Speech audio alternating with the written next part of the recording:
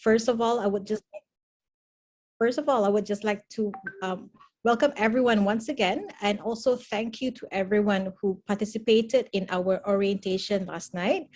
We're hoping that you will be engaged through a series of our discussions featuring our wonderful speakers from all around the world. And I hope that whatever information that you've gained today will be useful in the drafting of the ASEAN Youth Statement later on at the end of this month, hopefully. So I would like to pass the floor now to Nokman to start the workshop.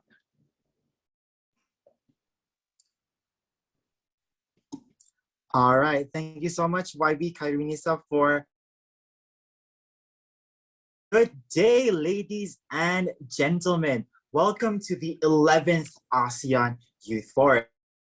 Nokman, I am from ASEAN Youth Advocates Network, Brunei Darussalam, and one of the secretariats for this 11th ASEAN Youth Forum. I see a lot of our delegates coming in, as well as many virtual observers joining us. We would like to welcome you all to this virtual workshop, and would like to also gently remind everyone to please rename yourselves as explained in the technical guidelines list, and to also close your cameras and microphones for this session. Now, today for the virtual workshop, we will be inviting 3 high-profile guests to speak on our first sub-theme of education. The guests will each present a speech, and after all is done, there will be a question and answer session between the speakers. Without further ado, I'll be handing the floor to our moderator. She is a social entrepreneur from Malaysia. So, ladies and gentlemen, please welcome Ms. Sharifah Noriza. Thank you so much, Nokman, for the brief introduction. Hello, everyone. I'm Sharifah Noriza from Malaysia, and I will be your moderator for today's session. I'm sure all of you are ready to engage and actively participate in our section today. And before we start, I just want to ask your opinion in one word. Education. Can you put in the chat box, please? I want to see. It's just for a warm up now. So, what do you think about education in one word? Anyone? Empowering, knowledge, important. What else? Happiness, fundamental rights, knowledge. Okay, we have diverse opinions, right, on the education. So today, we actually will have 3 amazing speakers, like just now Nukman already introduced you a little bit. So I will briefly introduce about the background of the speakers. We have Dr. Chang Yao Hoon as our first speaker for today. He is an associate professor from the University Brunei Darussalam, and he will share with us more on intercultural education and what is exactly education outside the box. And the next speakers that we have today is Mr. Michael Brozowski. He is a founder and CEO of the Blue Dragon Children's Foundation based in Australia, and now he is actually in Vietnam. And he will share with us more on the TVET and also the informal education. Will be Ms. Ayu Kartika Dewi from Indonesia, and he will share with us an interesting view on mindfulness and also the aspects of mental health and all in relate to the education. So I bet you guys are ready for today's session. We will try to make this session as fun as possible, and at the same time to give you guys an informative information from the speakers that we have today. So without further ado, I think I can hand over to the first panel for today, Dr. Hoon. I think Dr. Hoon is ready now. So without further ado, I would like to pass over to Dr. Hoon to share his interesting presentation on the education outside the box. Thank you very much, Sharifah. First, I'd like to thank the Brunei Youth Council and also for Ayan for organizing this this particular forum, and also for inviting me. It's a very across the region. Decade, thinking outside the box. Well, let me first try to share my screen. I think the host would have to allow me to share screen. All right, so we'll have our technical team to kindly have Dr. Hoon to share his screen. So can I kindly ask the technical team from the organizing committee to allow Dr. Hoon to share the screen, please? Okay, yep, it's working now. All right, great. All right, thank you. Okay, are you able to see the screen? Yes, we can, Dr. Hoon. We can see it. Sure. Thanks so much. All right. Well, let me say a few words of introduction about myself. So basically, I've received education in a couple of different places, and I've worked in different places as well. So I thought those experiences actually have come together, shaping the way in which I think about education. So I sort of just want to briefly introduce myself to you in that regard. I received my primary and secondary education in Brunei, and then I did my matriculation in Australia, where I continued all my studies in Australia. So I did my undergraduate up until my PhD in Australia. And then I taught in Australia, Singapore, and also in Brunei. And I've also given many lectures in Indonesia and also in China. Currently, I'm a director of a research center in Brunei, and I teach sociology and anthropology. So, you know, hopefully that will sort of inform you on the kind of background that today's talk is going to be about. Now, so basically in this session, I'm going to talk about three main points. One is I'll start with some musings or reflections on education and the box. And then I'll talk about the importance of learning, unlearning, and relearning. And I'll end with education for an inclusive future. Education is the kindling of a flame, not the filling of a vessel. Now, these are the words that Socrates actually wrote about 2,000 years ago. I want you to reflect on this particular phrase for a little bit. What does it mean by education is a kindling of a flame and not a filling of a vessel? Now, if you think about, you know, some of your teachers who made the most impression in you, who are those teachers? Are they teachers who actually try to fill your vessel? So if you're a container, for example, if you're a box, are these the teachers who actually try to stuff everything into the box and fill? Or are these teachers who actually try to spark a flame in you, the flame of curiosity, or the spark of curiosity?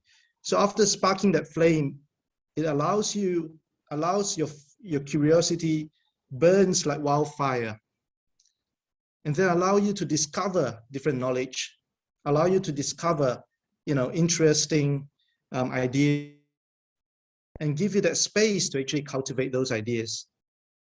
Now, to Socrates, education is, and it should be, the kindling of that flame. So we should not assume that we are a vessel, a box to be filled. And that's the first thing that I think I want to make aware, because I'm going to come back to this idea about the vessel in my last point. So just bear with me. But I want to first start with some musings about education and the box, the paradox of thinking about education and the box. When the organizers gave me the topic, I sort of have been reflecting on how can education contribute to us thinking outside the box. The topic seems to suggest that we can use education to help us think outside the box. But the problem is that, what if education is the box? Now think about your childhood experience. Reflect on the moment when you first entered school. you were dressed in uniform, you participated in school assembly. It was the first time that you start to be accustomed into a regime and a system of boundaries and also discipline. Remember the moment where you were reprimanded for speaking without permission? You were asked to raise your hand to speak. You were made to ask for permission to go toilet. And then you were given a lot of assessments. And most of those assessments are trying to evaluate you from getting the right answer and telling you what are right and what are wrong in terms of the answers. Now, I'm not talking about whether these are right or wrong, but these are what education do to us, especially if we think about education were made to do. It instills certain kind of discipline in us, and then it draws boundaries for us.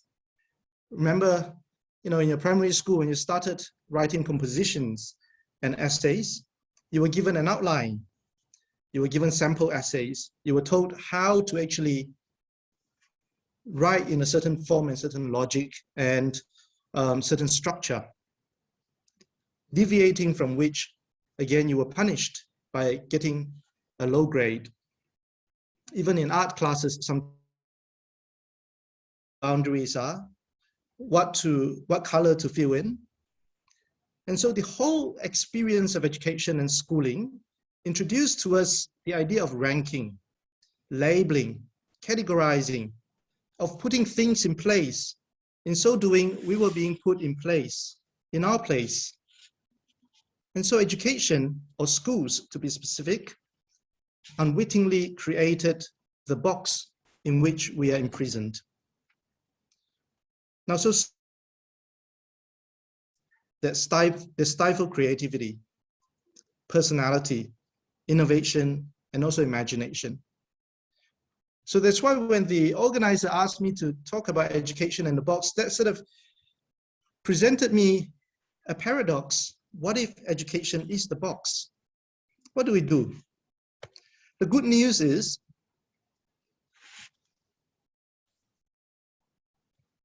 education is more than schooling. That's why it's important to learn beyond classrooms.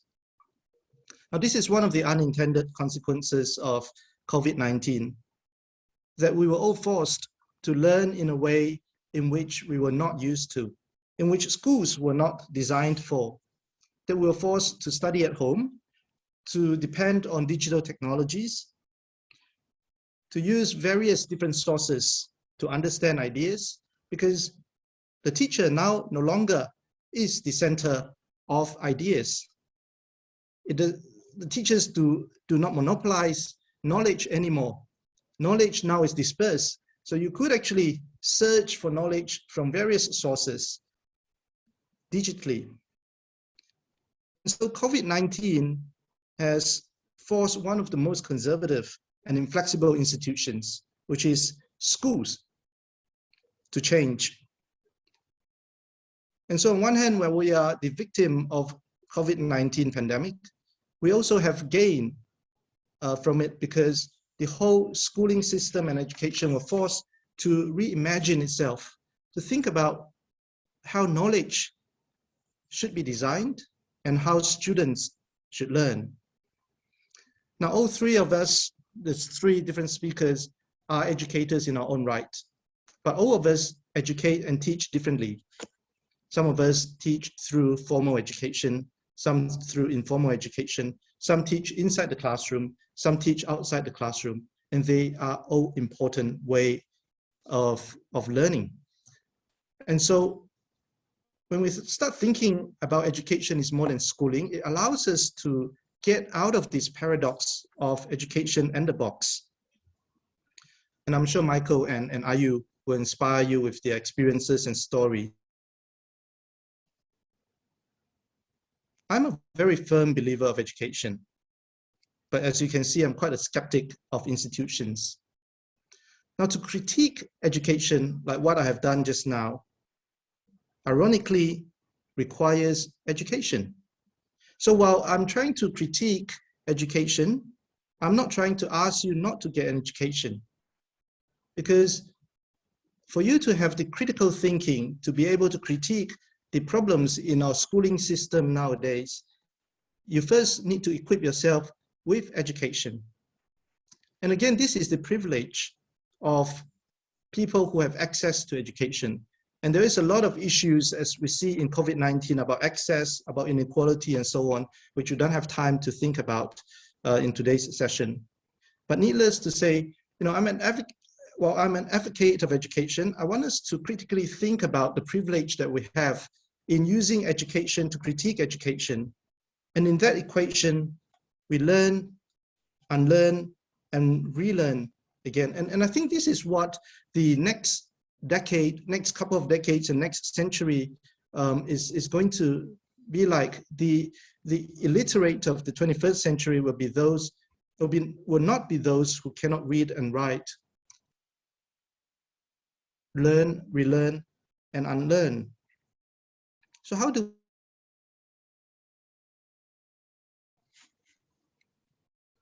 now we learn through an education, through getting an education. We unlearn by challenging everything that we have learned, surface our assumptions, unpack the ideas, and also deconstruct different concepts that we have learned. Now, if you think about primary and secondary school, with the exams that we have to go through, a lot of time we are in the learning stage, that we try to learn as much as we can through a very systematic and inflexible way. And then in university, you start to unlearn a lot of things that you have learned. You start to ask questions and challenge concepts and so on, and then relearn new ideas. Now, while we relearn new ideas, push boundaries, construct new, innovative, creative, out-of-the-box ideas, and also in that process, we can be a more reflective and a more reflexive learner. Let me get to my last point about education for an inclusive future. In the UNESCO report that was published this year, Futures of Education, learning to become was the main theme of that report. And what does learning to become actually mean? Now, in the whole report, UNESCO was talking about lifelong learning. That in this century, learning does not from a university. Learning is an ongoing process. It is a process for you to reinvent yourself. You'll find that the skills that are needed in 2030, 2040, and 2015 will be very different from the skills that you have learned today. With the onslaught of machine learning, AI, robots, and so on, you'll find that a lot of things that we are learning now will become obsolete very soon. So we need to prepare to learn the jobs that have not even been created. Learning to become, lifelong learning is a key to today's education. Secondly, learning by doing. You learn by getting your hands dirty.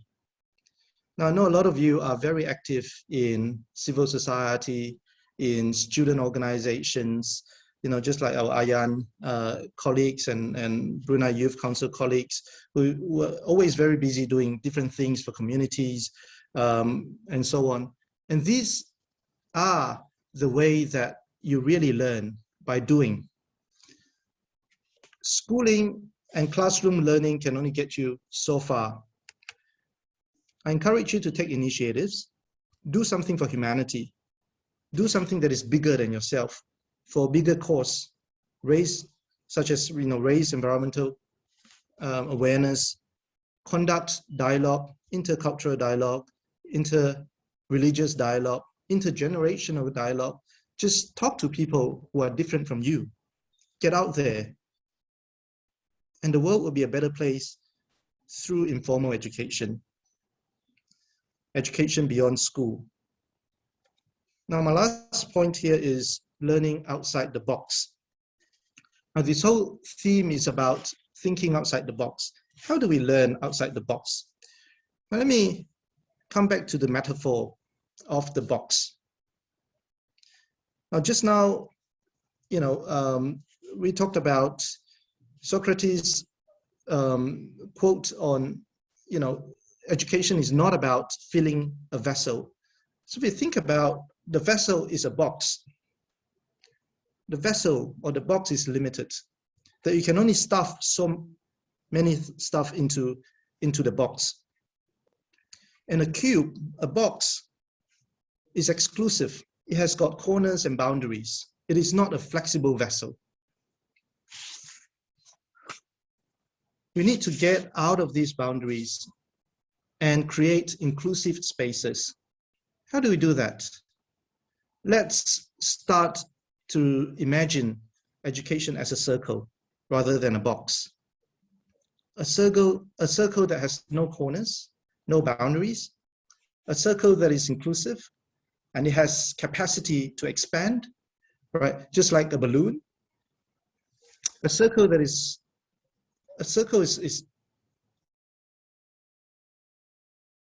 that is flexible, multicultural, inclusive, and education that values diversity. If you think about education as a box, you will never be able to expand and be inclusive. A box, by definition, is exclusive and is fixed. Now, when we look at ASEAN, our own backyard, ASEAN is an incredibly diverse place. It is the most culturally diverse and religiously diverse region in the world.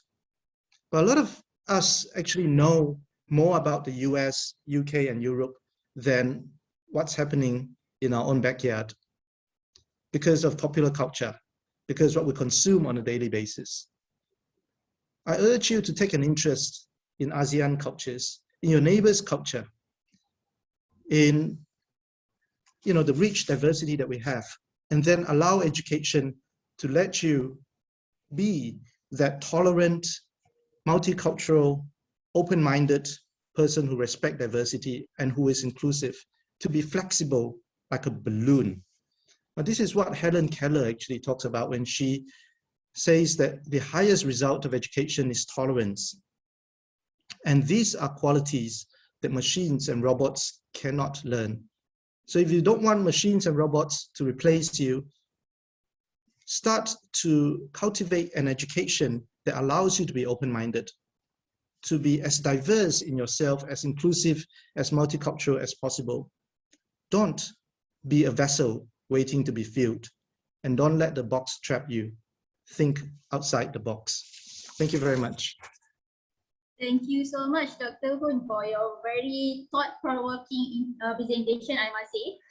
And I believe that Dr. Hun have many things to deliver again after this. Maybe after the session, we will open more Q&A for the participants to ask questions to you and also for the other panels.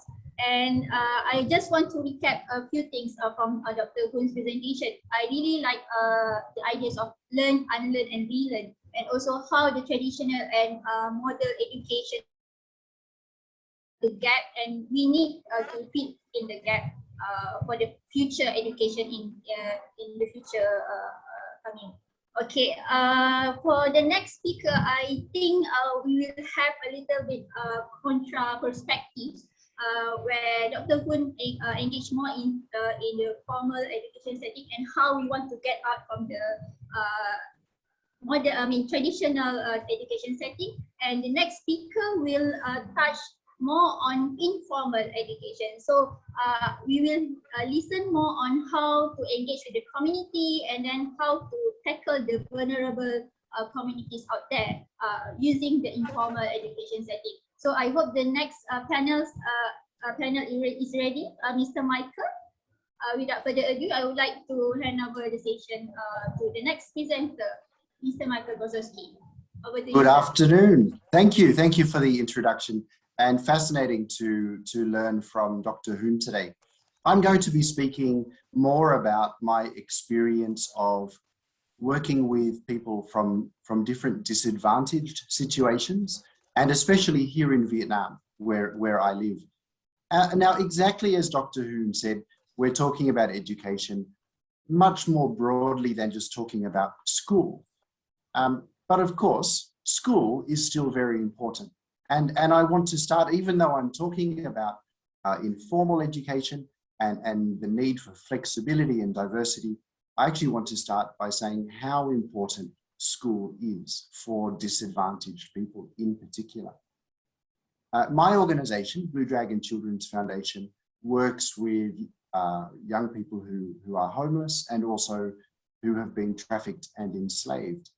And just very, very simply, we know that the safest place for young people to be is in school.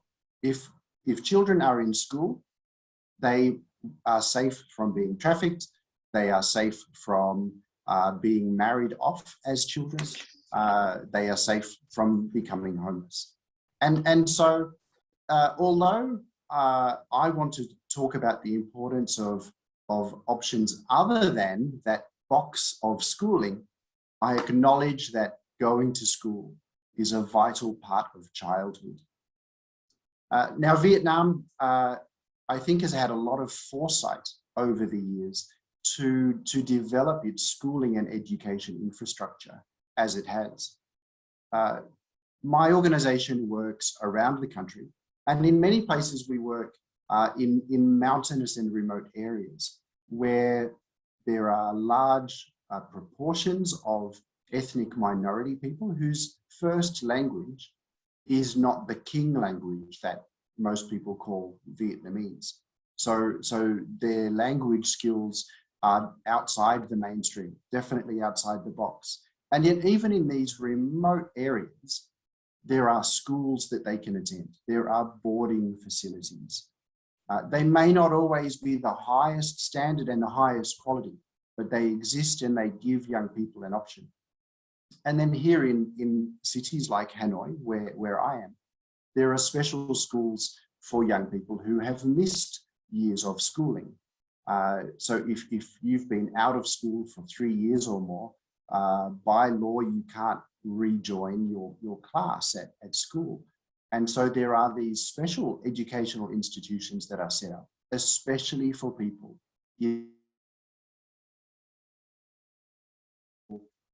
even as old as 16 who've never been to school, to start in grade 1 and then work their way through to finish grade 12, which when you think about it is remarkable.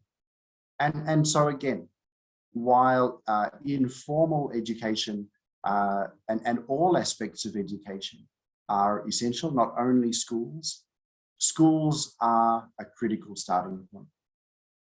I think what is most important with education is the need for flexibility and for options. And I think that around the world, every country struggles with that. The cost to governments and to civil society for offering options suitable for everybody is considerable. Putting everybody inside the box is cost effective. It is the cheapest way to provide education, but it's not the most effective way. And so that's why we do need to think outside the box. Now, I'll share just for a moment my own background. I trained as a high school teacher in Australia, and for 4 years I taught ESL, English as a Second Language, in a school in southwestern Sydney. My students were from all over the world, from Iraq and Iran, from all around the ASEAN region. And they were a mix of students. Some were very bright, some were not so interested in an academic education, but they were all learning English as their second language. I then left that to further my study in gifted education. And so I became a specialist in the education of gifted and talented students. And then I came to Vietnam, where I was teaching in an economics university, but became interested in teaching English to street children. Now, in that, I was able, of course, to use my skills as an ESL teacher. Obviously, that was very handy. But what was really interesting was that these young people were also in need of a teacher with a background in gifted education. They were mostly boys, shining shoes on the street, and yet many of them, in a different situation, would have been in a school for gifted and talented young people. And that's often not what we expect when we think of street children or people who've been trafficked, people who are very disadvantaged. We often forget that they have educational needs that are as diverse as any class or any group of people anywhere in the world. And so initially, Blue Dragon Children's Foundation started running some English classes for kids. Today we have about 150 young people at any one time who are also in university. We've had young people travel the world to study abroad, and some are still studying abroad at the moment. And so we can see that sometimes we come to this conversation about education for disadvantaged people, thinking inside that box. I used to often hear people say to me, do you teach handicrafts for the children so that they can grow up and have a career in something like that? It used to be very common to think disadvantaged boys should study motorbike repair, disadvantaged girls should learn cooking, and then they could have a satisfying career. In fact, disadvantaged boys and girls might want to study robotics, might want to learn to code software, or might not. They might be interested in handicrafts. What's critical is that we don't shove them inside a box and say, this is good for you because you're poor. When we do that, we're looking at their deficit. We think they can't do. We're not looking at their strengths. But if you stop and think about it for a little while, imagine the resources, the inner resources that it takes to survive on the streets of the city away from your family. I don't think I could have done that as a child. Imagine the resources it takes for a young person who is trafficked to survive that experience. Blue Dragon has rescued over 1,000 young people who have been trafficked and enslaved and have found a way to call for help. Imagine the resilience needed to make that call for help. Imagine what it takes to survive. And so when we're talking about these young people, even though we're talking about people who are disadvantaged and vulnerable, we're not talking about people who lack skills or who don't need and deserve an excellent education. And so Blue Dragon, in working with these young people, our first priority is to get them out of crisis. So we want to get them off the streets. We want to get them out of, and work out one by one, what is the educational option that this young person wants? They often don't know. It often takes time, but sometimes they do know. We have rescued people who were in university before they were trafficked. Well, they want to go back to university. That's almost easy. But what about someone who was trafficked or has been homeless since they were a child? How do we help them? If we're not going to put them in a box, how do we help them work out what do they want for their education? And that's where an organization like Blue Dragon has a particular strength that can actually be challenging for governments. And that is because we're not massive. We're not trying to provide education to millions of people like a government does. And so we're able to individualize. We're able to make individual plans with young people. We can also take time. Sometimes we meet young people who are just not ready yet to return to education. They might need a few months, they might even need a few years of preparation. First of all, recovering from trauma, and then that preparation of being mentored or tutored to make the next step, whether that's to school or to training or to a job. And apart from those options, which are fairly clear, on-the-job training or vocational training or school, there are still kids who aren't ready for any of that. And maybe their experience in the past means no matter what we do, they're never going to return to an option that would be easy to send them to. And so that's where Blue Dragon works to provide a range of options of things like project-based learning. And right now, it's a very good example. With COVID, Hanoi and much of Vietnam is in lockdown. We have some shelters where young people live, some shelters for boys and some for girls. And so even though they're locked down into those shelters and it's summer holiday, they're still learning.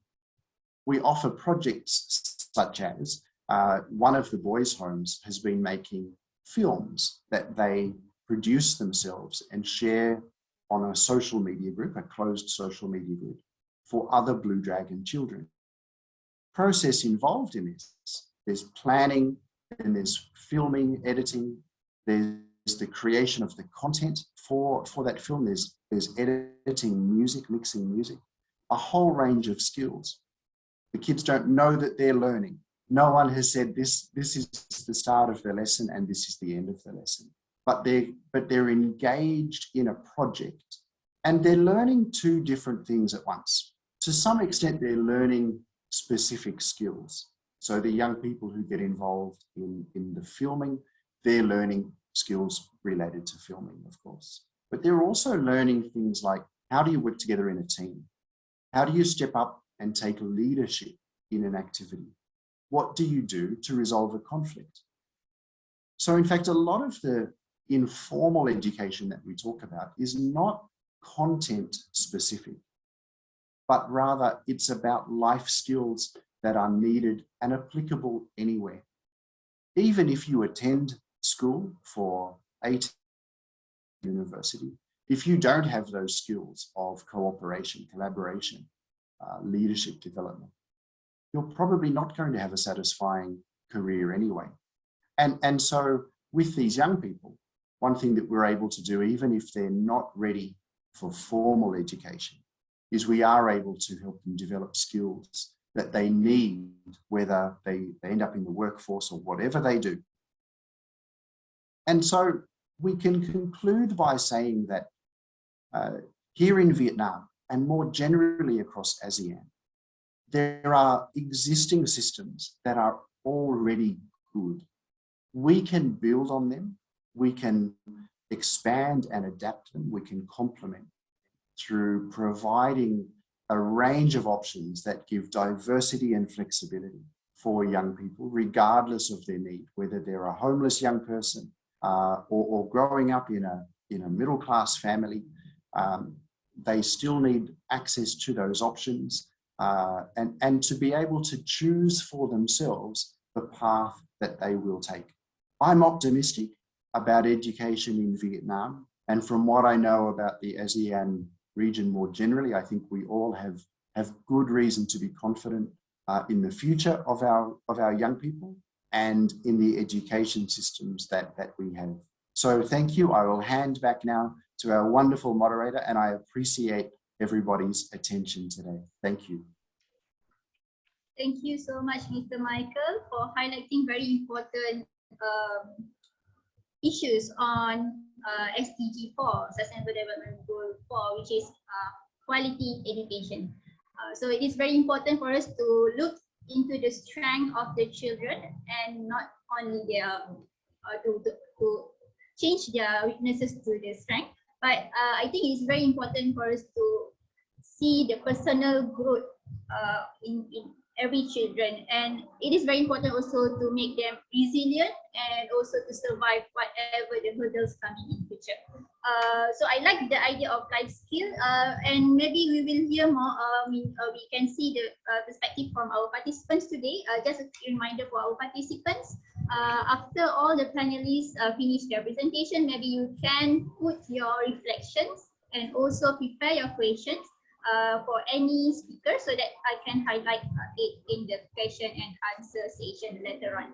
Okay, just now we already listened to the different perspective of formal and informal education. So now we are moving on to the third speaker, which is the final speaker for today, Ms. Aika Devi. She will highlight more on mindfulness. So it's very interesting to hear like mindfulness. What is it about? Kartika will highlight on the different angle of view of education that we need actually nowadays, because the pandemic hit us very badly in terms of mental health. And so without further ado, I will hand over the session to our third panel speaker, Ms. Ayu Kartika. Hi everyone, good afternoon, wherever you are. I hope all of us are staying negative in the middle of the pandemic, negative in terms of our PCR tests. All right, I'm gonna share my screen and I hope you can see it. Please yes, please nod. All right, I'm gonna share my screen, and to make me less lonely, can you please say whatever the things that you have in mind, or whatever the thoughts, or whatever experience, or whatever questions that you have in the chat room. It's a little bit difficult to share to a laptop.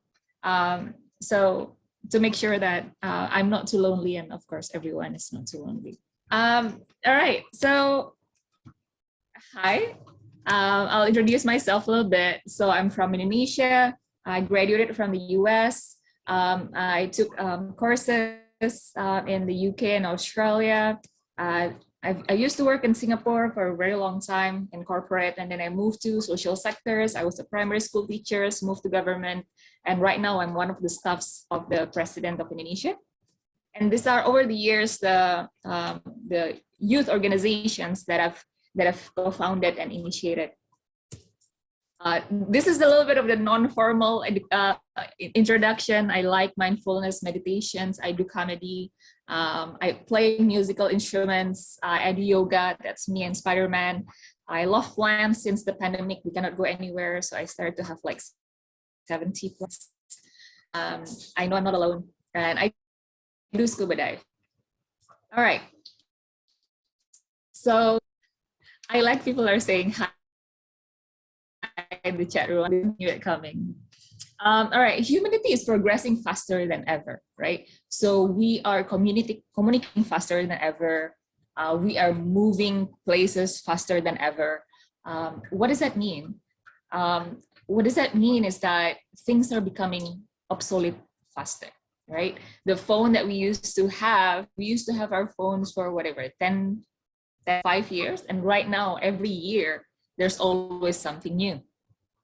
And not only think our skills actually becoming obsolete faster.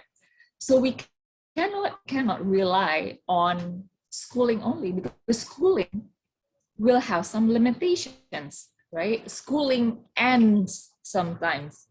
And ideally, we as human beings continuously learning, right? So there are 3 things that I would like to share with you today in terms of how do we educate ourselves outside of the box throughout our lives, right? Emotional literacy, critical thinking, and joy of learning. I'll start with critical thinking. So this was me in 2010. As you can see, that it wasn't pretty smooth skin, right? I don't know if anyone has acne problem as well, but for me, it was a huge problem. I had been struggling with acne for about 10 years until then. And it was very depressing. I lived in Singapore, right? So I went to skin doctors, dermatologists, in Orchard. And every time the same. Yes, ice cream, Rach, man, ice cream. And there was a funny story about that later. So every time I go to the doctors will always give me medicines and creams. All right, so this is the creams to whatever, kill the bacteria, and this is the medicine to help reduce the inflammations, whatever, right? But then nothing happens. Things are just get worse. Until finally, I was so frustrated and desperate. I went to a bookstore and I picked up a book about nutrition and about our body. And I started to learn that, all right, so kudos, Hashim, you might want to listen to this very well, and hopefully this will help solve the problem, all right? acne is just a symptom. It is not a root cause. So you cannot solve acne. You need to find the root cause that creates the acne and then solve the root cause. Interestingly, throughout the years, no one tells me this. So I started to do experiment on myself, right? For 2 weeks, I stopped eating anything spicy. Nothing happened. And then for the next 2 weeks, I stopped eating anything that has oil. Nothing happened. For the next 2 weeks, I've stopped eating anything that has seafood in it. Nothing happened. For the next 2 weeks, I stopped eating anything that has peanuts in it. Nothing happens. I do that for months.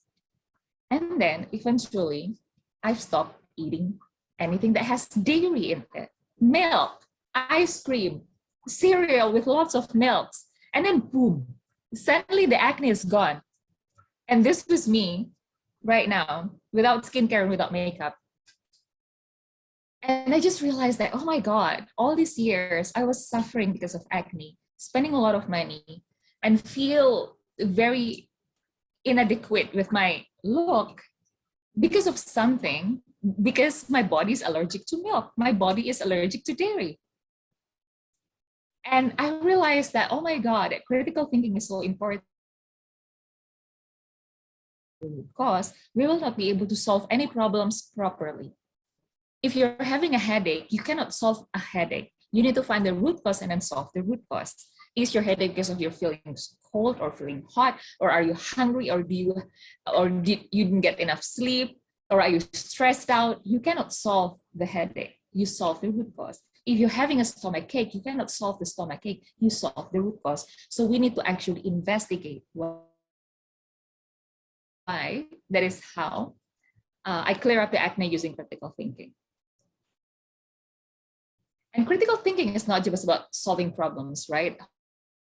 Hoaxes around social media fueled by lack of critical thinking. People believe anything that they see in the social media because we are not critically separating informations that come to us. We are accepting everything. Not all of us, of course, who are here. I believe we are not like that, right? But there are a lot of people around us that do that. So my point is on critical thinking, we need to always find the root cause, and one, which is the joy of learning, right? We don't like standardized tests. It kills joy of learning. It kills questions. And what we learn, and anyway, even if we do standardized testing, what we learn and what we test skills today is like engineering, data scientists, product managers, and probably these things will not be there anymore 10 years from now. Probably the most popular skills 10 years from now are algorithm bias auditor or human machine team.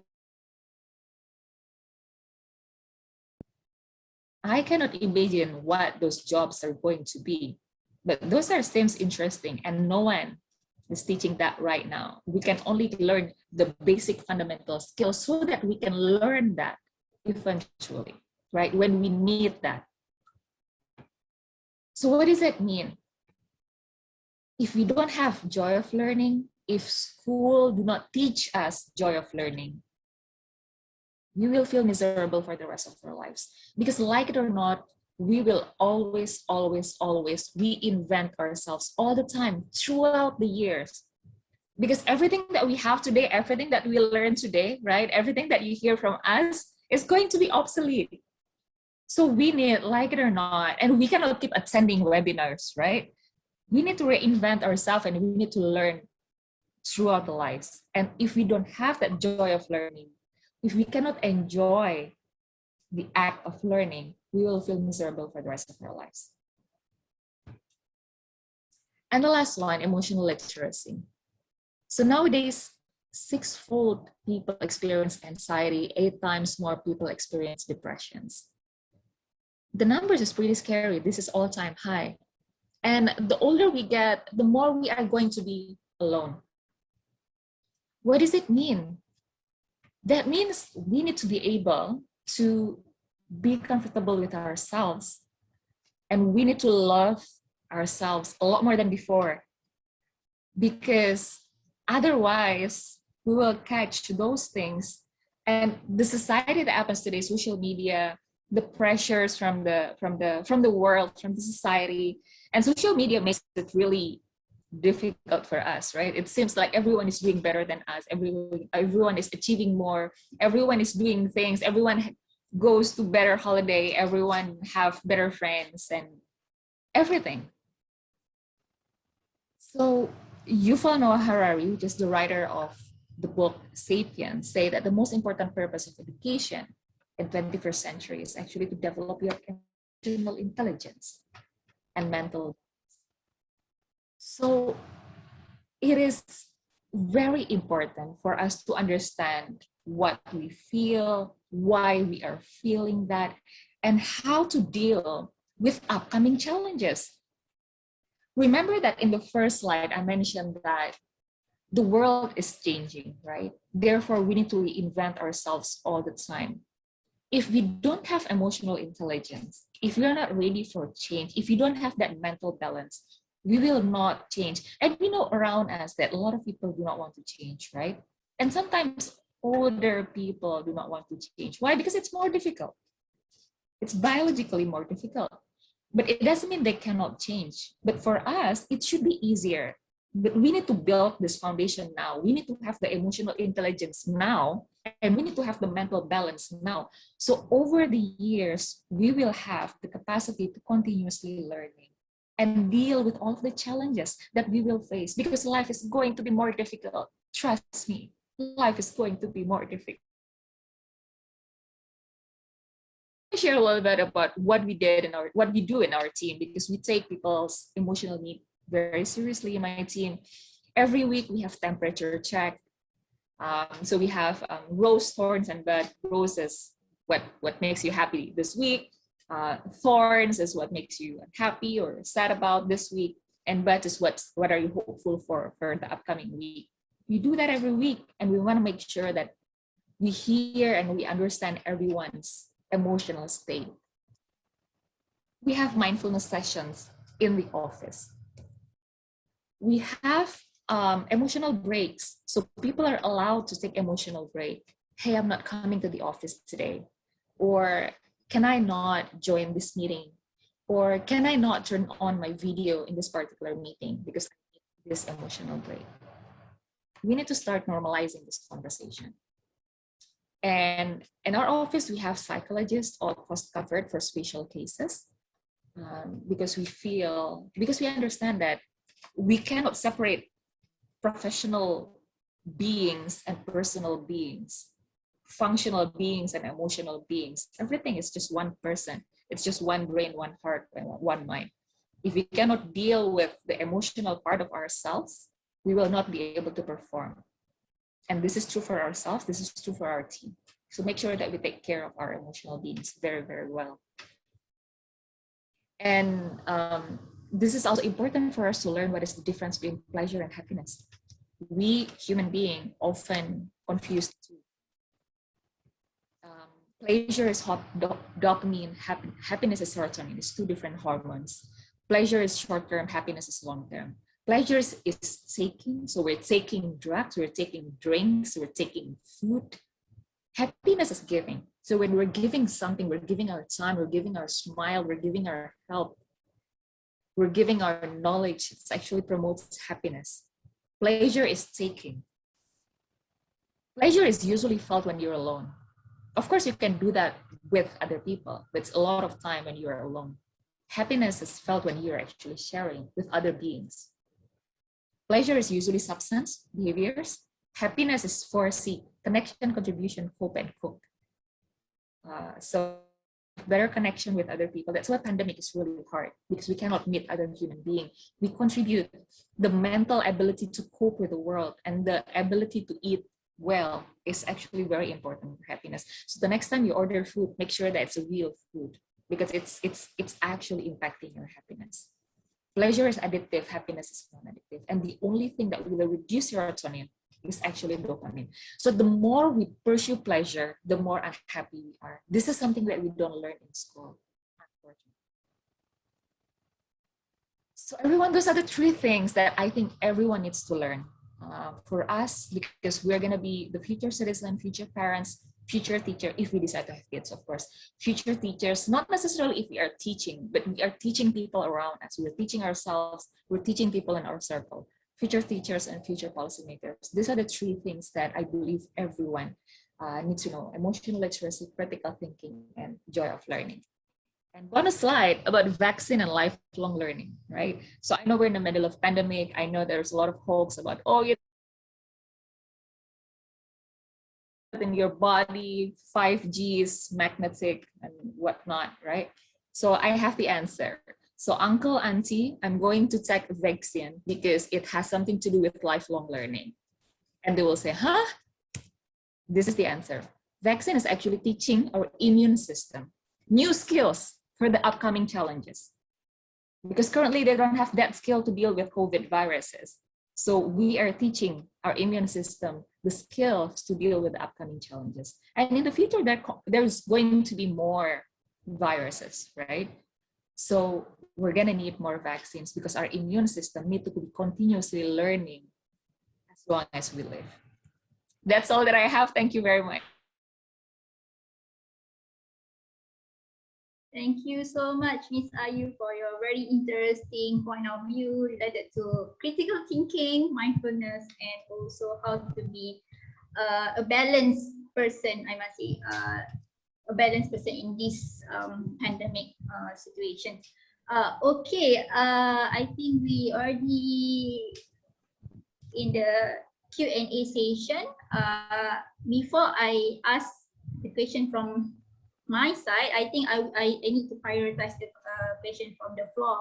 I can see a few questions coming in. Maybe I cannot address everything, but I think I will address one or two questions for now, and then we see if we have time and if we can take more. Okay. Okay, I will take one question randomly from the chat box. Okay. The questions coming from, okay, the first question coming from Ropi from Cambodia. Okay, the question is, the proportion of population in not equal over the country from city to rural part. How does inclusive education gather everyone to get the positive impacts, while some of them have difficulty to connect to each other, maybe in terms of digital limitation, digital tools, and also the learning purpose of the new education, new normal education right now. So I will open this question to any of our speakers to respond, or maybe I need to address one of you. Okay, maybe I'll just say a few words about it, but I think I'll pass it to Mike, because Mike has got a lot more on the ground, you know, working with underprivileged population. But I sort of just want to thank Ropi for this very important question. I think especially COVID-19 has surfaced a lot of this inequality in our society. A lot of these were actually very much hidden from our everyday sight, that we don't actually see it much, even though we know that, you know, there are people who are underprivileged, children. With COVID-19, such disparity has actually was actually accentuated, that now we can't not see it anymore. It is that also different, if we're talking about Southeast Asia, different ASEAN states have been grappling with a lot of different other priorities that they're working on, health priorities, and such priority on education is one of the most urgent one that I think, you know, definitely states would have to address, but then also more importantly, you know, NGOs, youth organizations, informal organizations could actually come together. And this is where I thought, you know, Mike's work is incredible, because, you know, there's precisely him having a vision wanting to help these people, and then organize it, and then came up with organizations, and then made it into a concerted effort to help people who are underprivileged. So Mike, maybe you might want to share some of your experiences. Yeah. Look, I agree with all of that. And I'm also prepared to accept that we'll never be perfect regarding the equality of inclusive education. But at the same time, we have to always be striving for perfection. Okay? I don't think we'll ever be perfect, but I don't think we can ever allow ourselves to say, so it doesn't matter, we don't try. Many of the solutions to this problem that you're raising, and you're absolutely correct in raising this, the solutions might not necessarily directly be related to education. Just as that analogy that we heard a moment ago about, if you have a headache, you've got to find out what's causing the headache. When people don't have access to education or to the right education for them, we have to look at what are the underlying reasons for that. Is it a lack of money in that family or in that community? Is the issue one of an attitude? Sometimes the family doesn't care.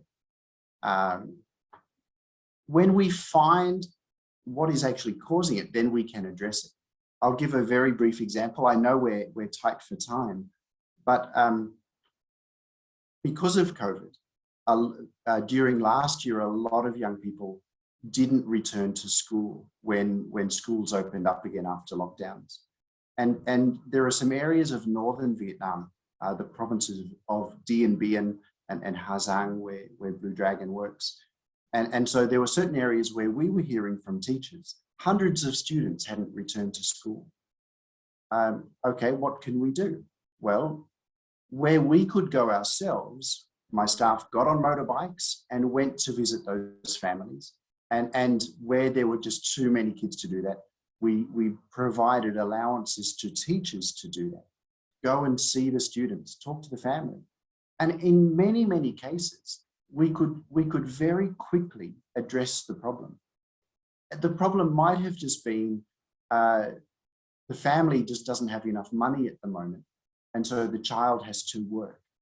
And it might take $10 to support that family. And then eventually the family will be earning enough money again anyway. A tiny, simple intervention like that was all that it took, not an educational intervention. It took a social or an economic intervention. And so if we're going to look at how do we make sure everyone has access to education and how is it inclusive, we have to look not only at the schooling system or the education system, but at our social system. There are great opportunities for civil society, for youth associations, for governments, for UN agencies, all to cooperate to achieve those outcomes. Okay, thank you, Dr. Hoon, and also Mr. Michael for responding to that question. I think it also answered one of the view from one of the participants on how effectively we can critique the challenges that we had today and how to propose the proper solutions for that. And in view of the challenges that we have today, especially in ASEAN nations, we can see that a few countries already have difficulties in open and reopen, close and reopen the institution, especially related to schools, because maybe in the university, for the university students, is very, I think they can adapt with the technologies, but I think we have difficulties in terms of elementary students, where they need to, be in front of the computer, in front of the maybe handphones, okay, mobile phone, smartphones, and some of them don't have that digital tools. So we can see also like teachers are actually trying to coping with these challenges, where they need to go to the rural areas, students, to get the students in rural areas so that they are not left behind. So in catching up with the tagline of SDG, leaving no one behind, What do you think that we can actually improve in terms of homeschooling, or maybe to provide the teachers and also the parents at home to cope with this in terms of education? I can also tap into one point of view of one of the participants from Vietnam, because I'm not sure the name just now, too many questions, but I can see that she's trying to relate with the values in terms of education, you know, like ethics and values in terms of education. Sometimes when we are in front of the computers, we are not focusing, and then the ethics, the values is like, you know, declining. So what are your point of view in terms of that? I open to any speakers to respond.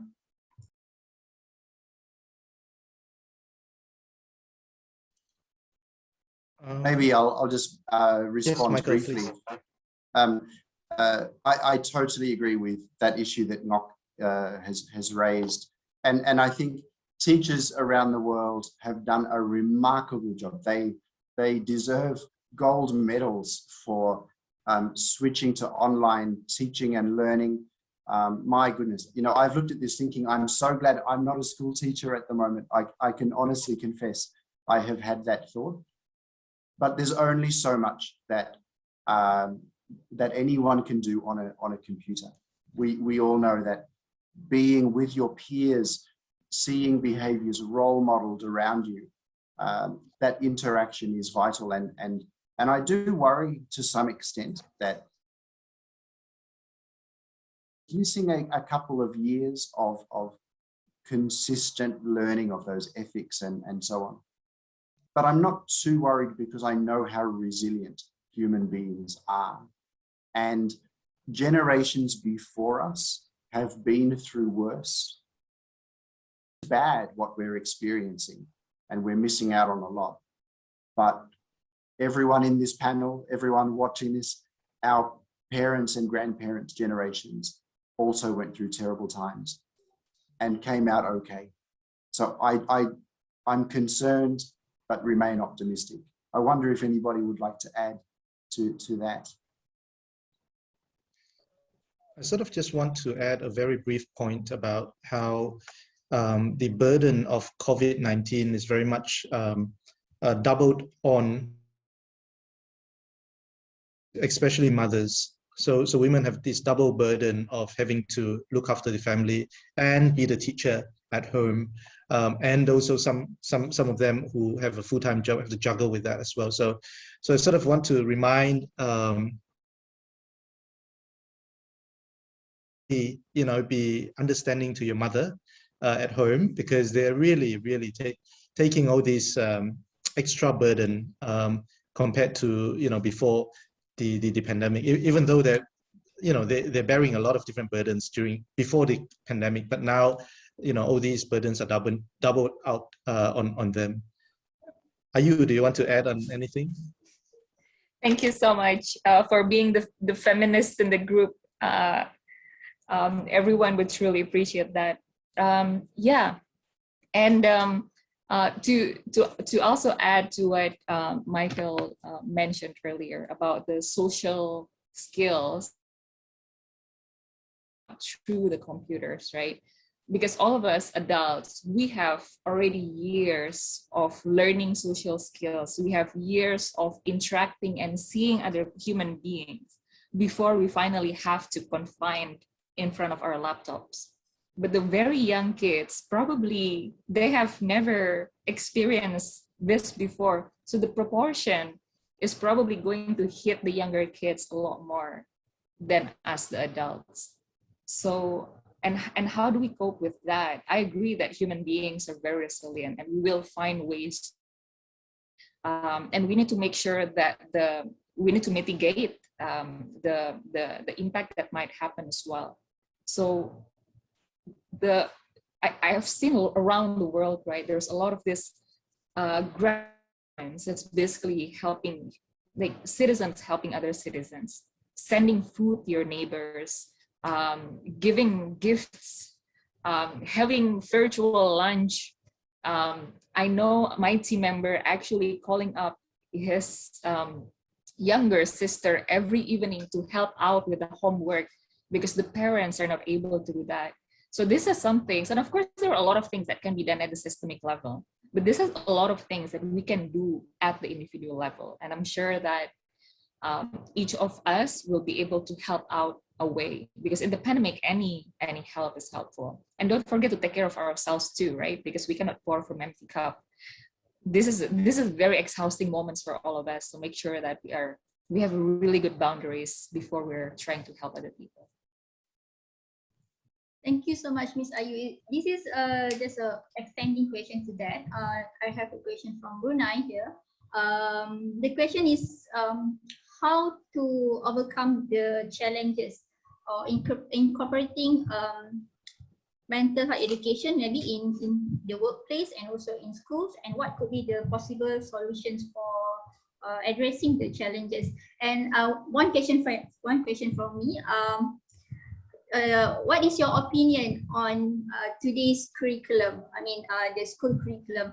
Do you think that there is a need to incorporate the mental health education in the future, or maybe now, because like we are facing many challenges in terms of mental health? And what are the other curriculum? I mean, curriculum or proposal that you want to highlight for the future education? All right, I can take that. So caveat, I'm not an educator, I'm not an expert in curriculum, so this is based on my opinion, right? I think a lot of things can be taught in school, and we have to be very, very clever in prioritizing on what needs to be taught in school, and ensuring that we instill that joy of learning so that even outside of school, kids and adults will continue to learn. So that the school is not burdened with so much, oh, this is the school's fault because you're not teaching this in school, you're not teaching this in school. There are opportunities for us to learn elsewhere, right? But of course, that we have to be choiceful on what are the things that needs to be prioritized to be taught at school. I do think that emotional literacy is one of the things that can be taught in school, that should be taught in school, because we human beings, right? Sir Ken Robinson mentioned this very cleverly, that sometimes we teach our children increasingly to the head and increasingly to the left side of the brain. We forget that there are whole parts of the brain and whole parts of the body that everything needs to actually grow at the different, because everyone is unique, right? Everyone, because so different parts of the brain and different parts of the body will flourish in a very different way in every human being. So we need to be able to make sure that everyone understands that and teach that in school. Having the ability to learn, so learning how to learn, learning how to solve problems, learning how to cope with stress, learning how to handle failures, are skills that are extremely important to be taught in school. And how do we do that? Just like how do we do things everywhere? So if we, for example, we learn that from our mentors, then how we can bring mentorship in schools, it's something that can be done. Of course, there are probably needs a lot of structural changes, but it can be done. And I can see that around the world, I think people are moving towards that direction. I'm very happy. Of course, sometimes we're pretty frustrated that we're not moving fast enough, but we are going to that direction. And we as young people, we need to nudge that to make sure that happens. So one organization on mental health in Indonesia, for example, they actually comes to schools, they knock doors on the schools that they can find and ask the principals, can I come and give one class on mental health to your students? So we can do this, right? So I'm sure a lot of the youth here have their own initiatives, and let's make sure that we collaborate with our existing in the box structure. Thank you so much, Miss Ayu. Yes, I really agree with that last example that you give. The youth here are not coming for free and just enjoy this discussion, but they actually have a huge responsibility to propose the solution after this. And yes, not just commenting and giving feedback on the current challenges. We believe that youth nowadays have the capabilities, have the responsibility to change whatever they want to see to change in the community. So I think we have a lot of questions actually in the chat box. Maybe panels, if you want to respond in the chat box, you can do so. And before we conclude the sessions today, actually I need to ask permission from the organizer. Can I have one verbal feedback, or maybe you may raise your hand and I will open randomly and give the floor to you. I just want to know on one perspective, what is your view on meaningful youth participation in terms of changing the current education system? What do you want to see the change in the future? Okay, what can you do as a youth? So yeah, I think a lot of questions, 3 questions already. So I think you can conclude in one short and brief response. Anyone? You can raise your hand. Maybe the organizer you can also highlight to me if anyone raised their hand. All right, so that was a request from one of our moderator. If anyone attending this event would like to kindly share just a quick feedback regarding how this virtual workshop went with you and with her questions that she posed. So if there would like to share, yeah, just a very brief feedback regarding Davina from question. Malaysia, I think. MA011 Malaysia or Myanmar? Malaysia. Is it? Davina. Yes, that Yes. should be Malaysia. You can open your camera maybe. Okay. Just give me a quick second, yeah. Hi, can you see me?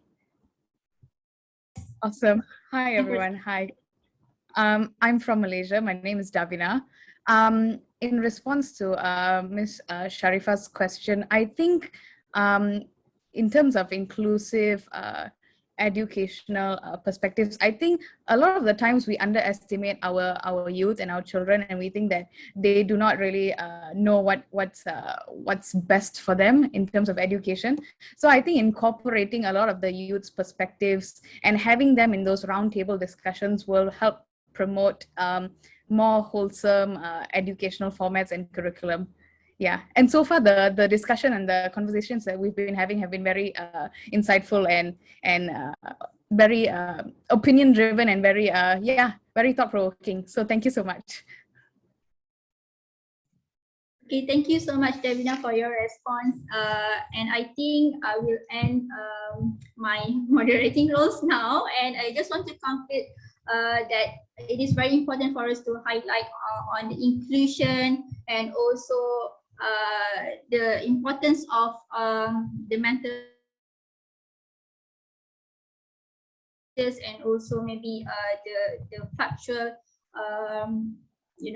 effects on the education that we have today. So for the youth here, just one remark from me, short remark from me. Maybe you can tap into many education, informal education platform out there and engage yourself to be the change maker instead of joining more roundtables, but you can be the provider of the solutions. Okay.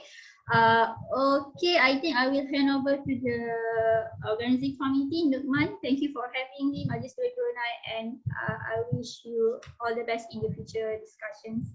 Thank you all the panelists. All right, thank you so much, Ms. Sharifa. So ladies and gentlemen, with that, our virtual workshop is slowly coming to an end.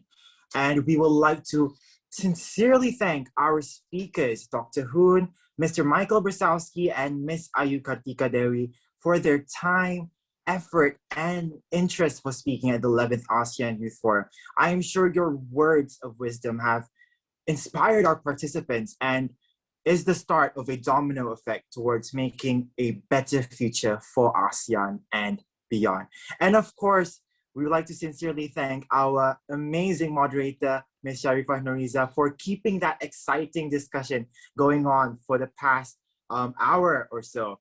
and we will kindly provide your certificates of participation after the 11th ASEAN Youth Forum. So with that, we would like to also have a quick group photo.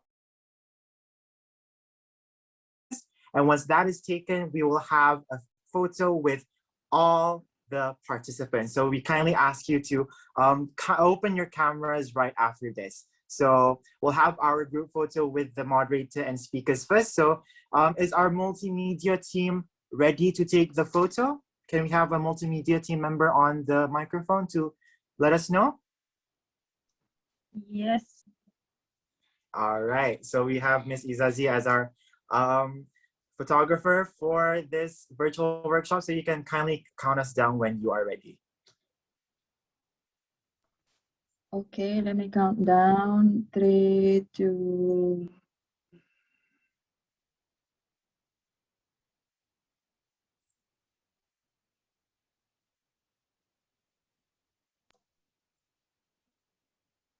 All right, do we have a picture already?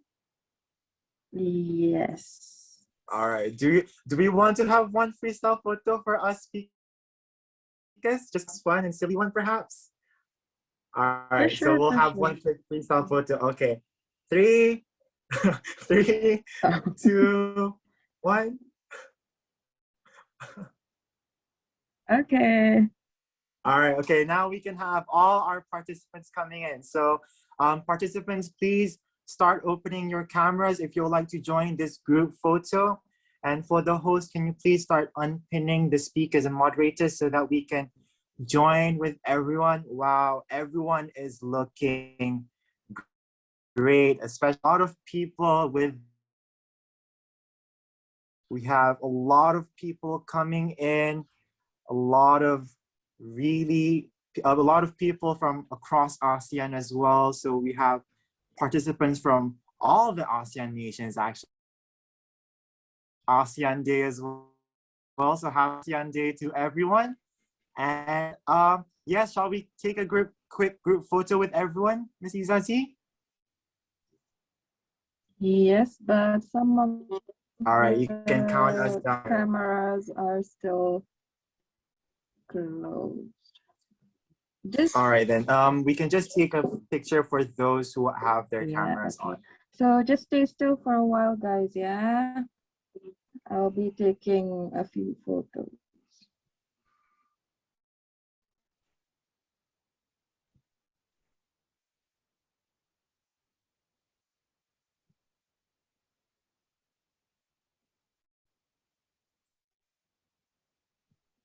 Hold on, hold on.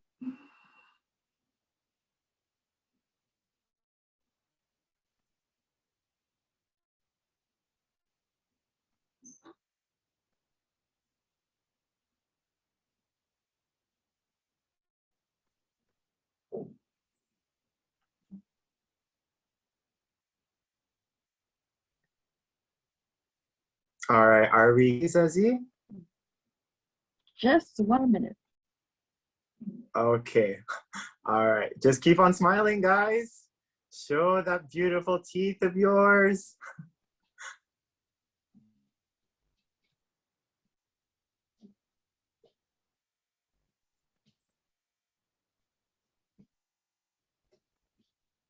Okay, I think it should be done. All right, great. So thank you so much everyone for attending this virtual workshop. And with that marks the end of this session. Thank you so much for spending your Sunday to attend this session, and we hope to see you soon in our future events. Delegates, please kindly stay in the Zoom room after this session so that we can get ready for our next session. And with that, my name is Nukman and I am your host for today, and it has been my pleasure to host this session. Thank you so much and goodbye. Take care. Stay safe, everyone. Goodbye. Thank you.